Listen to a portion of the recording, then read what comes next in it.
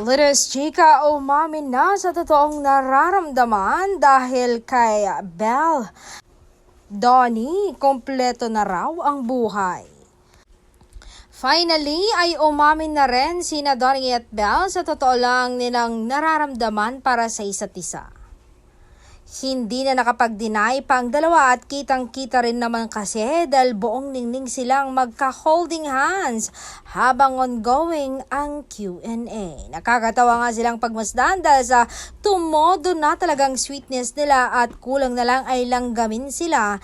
Tinginan pa lang, obvious talaga that love is in the air at hindi nila talaga maitago. Napaka-obvious naman kasi, di ba? Say ni Donnie. Ako, yung sinasabi ko lang naman, ang hirap mag-isip ng kasinungalingan eh. Kaya naisip ko habang tinatanong niyo ako, pag nag-isip pa ako ng kasinungalingan, mahirapan ako, baka magbakal pa ako. So yung totoo na lang ang sinabi ko. Kami na. And feeling ko lang kasi, you deserve an answer and you got it. Say ni Donnie. At ano yung answer na yon? It is love. The answer is love. Diretsong sagot ni Don.